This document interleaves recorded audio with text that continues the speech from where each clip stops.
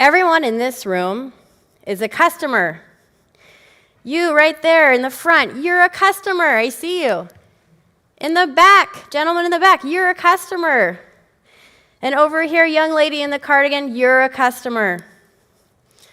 All of us are customers, and we all know what it feels like to have an amazing customer experience. But we also know what it feels like to have a terrible customer experience. All of us in this room are customers. And I say the word feel because that is what experience is. It is a feeling. How do companies make us feel? And we have a challenge in the business world today that we heard about in the last session, where products and services today are commodities.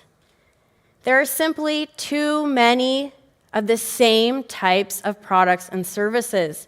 Let's say after the conference today, you're going to go home and make dinner for your friend because you're local to Sydney, and you've decided on an authentic Australian pasta dish, right? No. But you're going to the grocery store and you go to buy some pasta sauce. There are 30 types of pasta sauce. What will make one stand out in your mind?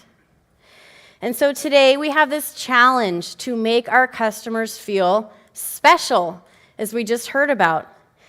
How are we making our customers' lives easier and better? Because it turns out that is the only way they will ever remember us among a sea of sameness. Everyone in this room we establish is a customer, and it's likely that even this morning you already had some type of customer experience. Let's say you got up really early here in Sydney and you're staying at the harbor. Let's imagine that you went for a jog and you listened to Spotify on your phone on your jog at the harbor. It's a beautiful morning. And for your reward after that jog, you decided to go to Sydney and get a coffee. You go order a flat white. I don't know what that is, to be honest. I'm American, but I hear it's amazing. And so you go back and you shower and you get ready to be here today. And let's say that you aren't staying directly near the conference center, so you grab an Uber in time to meet your colleagues and your friends and get a seat in the front row. We are all customers, and we have experiences every day. Customer experience is now a thing. It's a thing that people talk about. But this is a new thing, because customer experience, nobody talked about it 20 years ago. You bought a product or a service, and that's what you got. You were stuck with it. Lord help you if you had a problem, because then you'd have to wait on hold for 30 minutes or go to the store and stand in line. But today we're in a different world.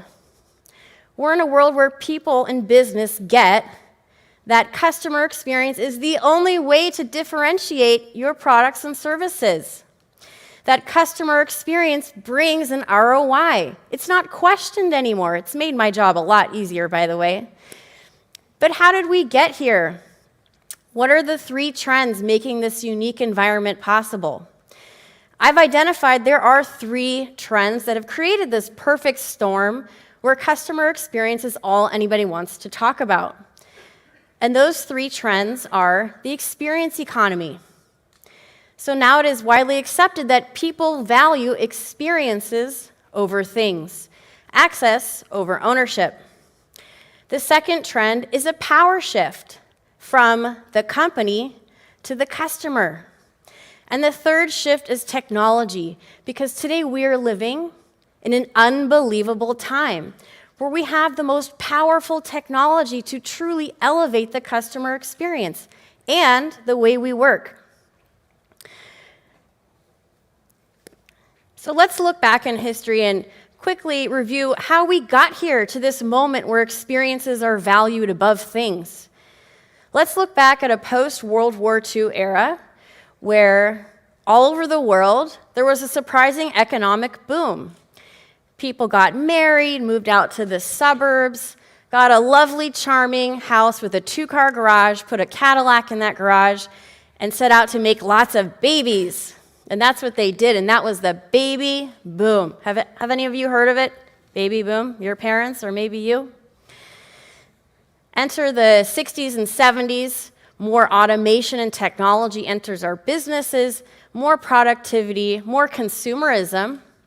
Everybody had a color television. No matter if you were poor or rich, you had a color television. And the 80s was possibly the pinnacle, the high point of consumerism. How do I know that? Madonna told me, I'm a material girl living in a material world. Any of you want to sing that on stage right now with me? No? Ronald Reagan was our president in America, and he wanted Americans to spend money, and he personally did so. He spent $11 million on his inaugural parties, and his wife Nancy spent $200,000 on a China tea set for the White House. And shopping malls became a big deal all across the world. We saw the proliferation of the shopping mall, and that is where we spent our time at the mall. But enter the 90s and something started to shift. There was more awareness about yoga, self-help books, now an $11 billion industry, self-help, as we got to the late 90s. And in 1996, a book came out called The Millionaire Next Door. How many of you in this room would like to be a millionaire? It's a weird question, isn't it? According to this book, if you want to be a millionaire, the secret is to not spend your money. Buy a cheap suit, a used car, save your money. And so we started to see this shift where people were realizing that things weren't as important as they used to be. Enter the 2000s, 2001. How many of you have heard of the Enron scandal? A little bruise in the business world. 2008 came around. How many of you remember where you were when the financial meltdown hit? I remember I was living in New York City at the time, and I'll tell you, nobody was going out to eat. It was eerie. The streets were empty. It was so bizarre. And millennials were watching as the 2008 meltdown hit. A lot of their family and friends lost their job, lost their life savings, their retirement. And a lot of millennials who had graduated with their heart set on a specific career had to change course because that job was no longer available. And so millennials took a look in the mirror and said, who am I without all my stuff? And they decided to shift their spending on experiences over things. Not only was this shift important, but also social media. Millennials are curating their digital lives online. And how do you have an interesting digital life? You do interesting things. You go to Sydney. You go to Darling Harbour and take pictures and videos and put it on Instagram and Facebook. And so we're seeing this shift now where money is going toward experiences over stuff. How many of you have personally invested in some type of experience for yourself in the last 6 months? Travel, a concert, a crazy cool gym membership, a club you belong to, food? Honestly, only half of you? I don't believe you. How many of you have some kind of experience planned for yourself around the conference today? You're here for the event, but you're going to do something else pretty cool in Sydney? None of you? You're no fun. And research supported this notion that if we want to have lasting happiness, we all want that, don't we? That we should invest in experiences, not things. A guy by the name of Thomas Gilovich out of Cornell University in New York found that, yes, research shows that lasting satisfaction comes from experiences rather than things. Because when we buy things, let's say you buy a new car, that new car smell wears off over time. We get bored of our new stuff. Maybe you've heard of retail therapy or you're guilty of it. That high you get from buying something new, you have to keep buying new stuff to continue to get that high because it wears off. But a memory, that's something that you can continue to get value out of. And even a bad experience makes for an awesome story, like the gentleman who spoke about the golf clubs that his wife yelled at him about. And so increasingly, we're seeing this trend of experiences over things, access over ownership. The second trend we're looking at is this power shift from the company to the customer.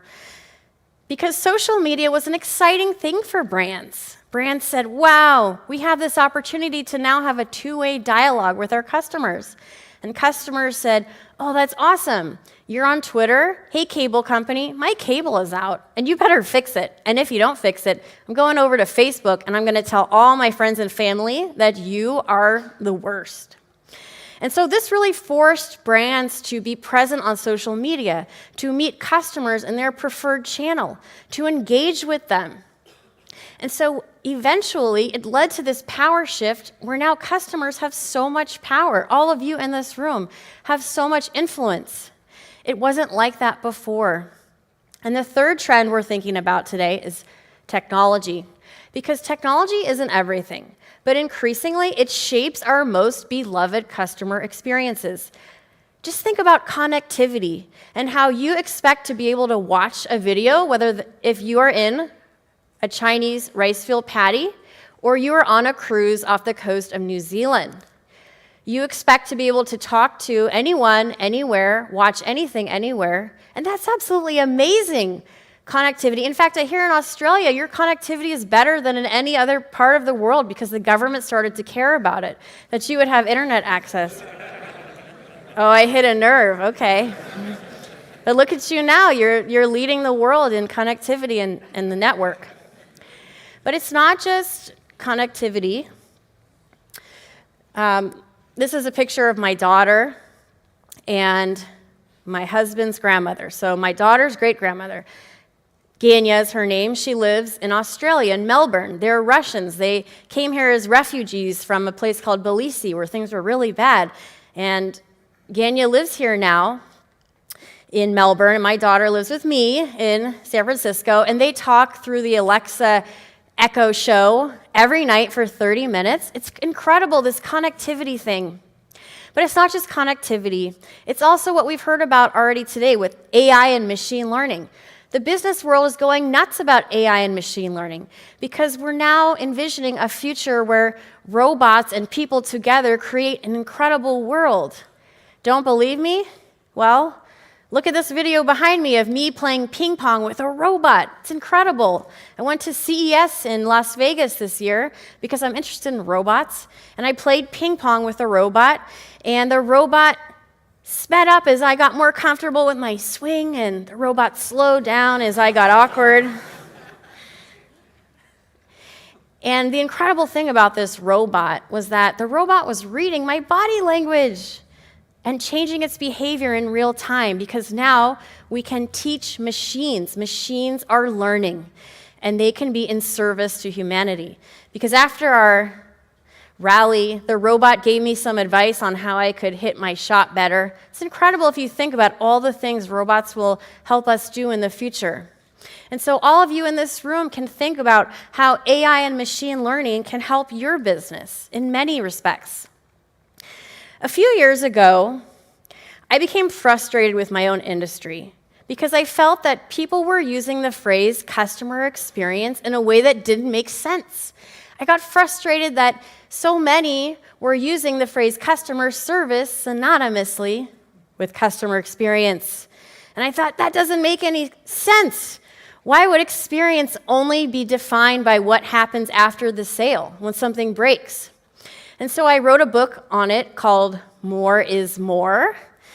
And I set out to redefine customer experience and break it down. And so that's what I did with this 6-part Do More framework. And I encourage you to think about do more in your own businesses. How about product design? Is experience fed back into product design? Are you talking to your customers and feeding that feedback back to the people who build your products? I know we have a lot of engineers in the room. I met one on a crowded elevator this morning in my hotel. And so we have to think about design as it relates to customer experience. Employee experience. Employee experience proves to be a hugely critical piece of our customers' experiences of our product. Technology. Technology isn't everything, we established that, but it absolutely helps with efficiencies inside and outside of our businesses. Culture. How do we talk about customers? Is the customer an unwanted guest in our home? Or do we love customers? Do we have a servant leadership mentality inside the company? Fifth, how about metrics? All of you in this room have jobs. You're all held to performance goals. Is it tied to customer experience? And lastly, disruption and innovation.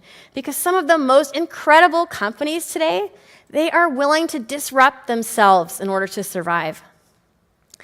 How many of you ever eat a bowl of steaming noodles and it's just so hot, you just can't eat it? Maybe you need this product, which actually fans your noodles down. Or have you ever been at a cafe and you just kind of feel like everyone's looking over your shoulder as you work and it's just annoying you? You can get this hoodie to provide privacy so you can continue to do things you're not supposed to do online. But seriously, design is one of the most critical and unappreciated pieces of customer experience. And nobody knows that better than Elon Musk. And Elon Musk, early on in the early 2000s, knew that he would have to carry the customer into the future with him because he knew that customers wanted to drive something that would make them feel sexy. They didn't want to feel dorky driving an electric car. And so he set out to create something that drove as fast as a Porsche, as beautiful as a Ferrari, and that's what he did. But it took him longer. He's incredibly obsessed with design. He's an engineer. Poor guy would sleep in the Tesla factory, wouldn't leave the factory for 4 days at a time. But he was incredibly committed to the design of his product. Today, Tesla is a profitable company, and if you went to the auto show last year, you would have seen that every other automaker is copying Tesla with its own version of an electric car. They once laughed at Elon, now they are imitating him. Think in your own companies, do you obsess over product design? How do you get that customer feedback about how customers are actually using your products and feed it back into the group that creates the products? It matters.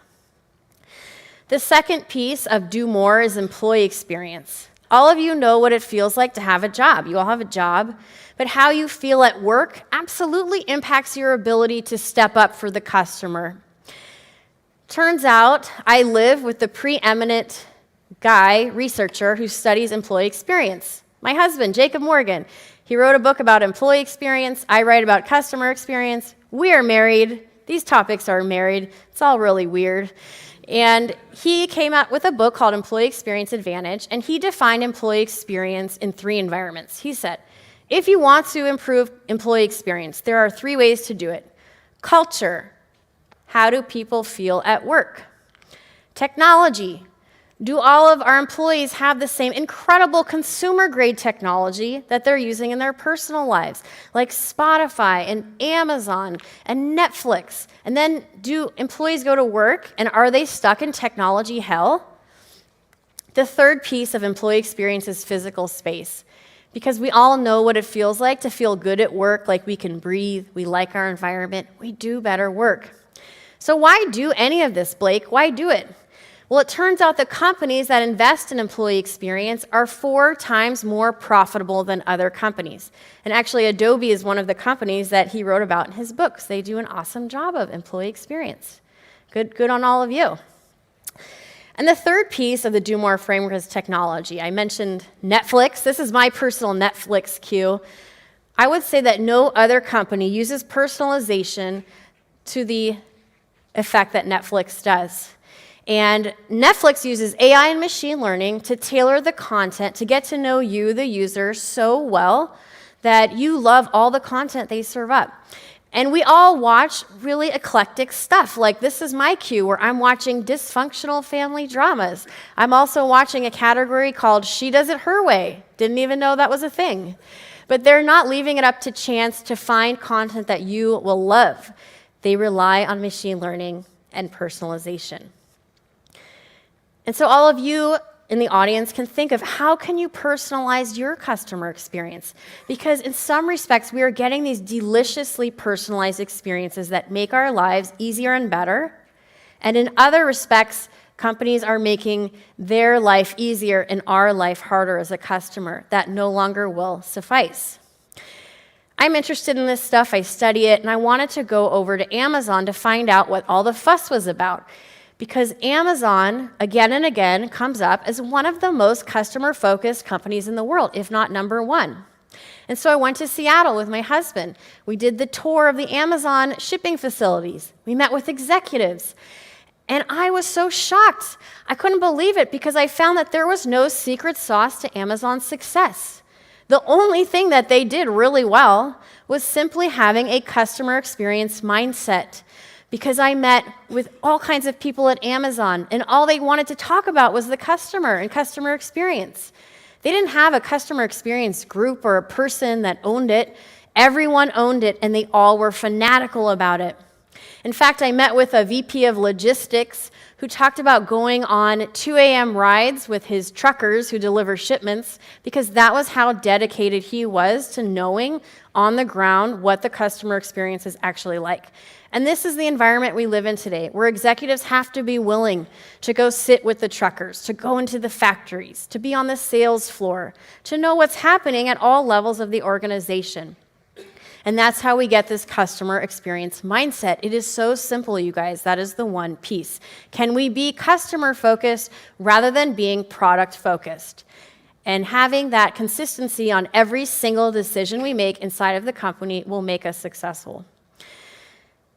And I went to Sephora because I also wanted to know, what is it that Sephora does so well that they've been able to thrive at a time when many retailers are shutting their doors? Sephora is a beauty retailer with 2,300 locations worldwide. I promise you, I have more than one dress. I guess this is my lucky dress. But I went and I met with the CTO. His name is Ali Baucouch. And I said, Ali, let's talk about technology. You're a CTO. And he said, Blake, I don't want to talk about technology. I want to talk about customers. And I want to talk about the customer experience mindset we have at Sephora. We are obsessed with making Sephora customers' lives easier and better. And what I found interesting about Sephora as it relates to KPIs, as it relates to ROI, is they are not just looking at how many products they sell. They are not just looking at customer satisfaction. They are not just looking at customer loyalty. Their ROI model actually includes employee experience and employee satisfaction.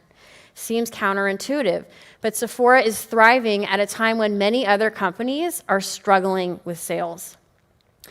And the last example from the Do More framework is Netflix, because Netflix is absolutely willing to be misunderstood for long periods of time in order to thrive. Because Reed Hastings saw the writing of the wall in the early 2000s. He had a thriving DVD business, but he saw that streaming was on the horizon, and he decided to do something really risky and switch from a DVD model to a streaming model. Wall Street lost its freaking mind. The stock plunged, tanked, and the company, everybody was talking about Netflix. This is the end of Netflix. But Reed Hastings wasn't worried. He was happy to be misunderstood for a long period of time in order to pivot his business and disrupt it. Today, how is Netflix doing? Not too bad. Netflix is thriving because he is willing to pivot his business in order to meet the future customer and provide a compelling customer experience. And so Sephora is a company that we just talked about. They are always willing to embrace innovation.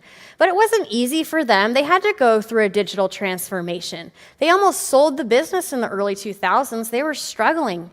But they created an innovation lab when everyone else said, don't worry about mobile. Mobile's not going to be a thing for a long time for our customers.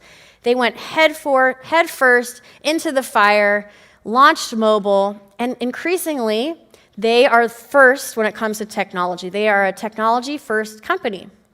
And I am a Sephora customer. I'm interested in this stuff, and I'm a busy mom, entrepreneur, so I am using all the tools that they provide me to create this omni-channel experience where I can literally try on makeup from the comfort of my own home.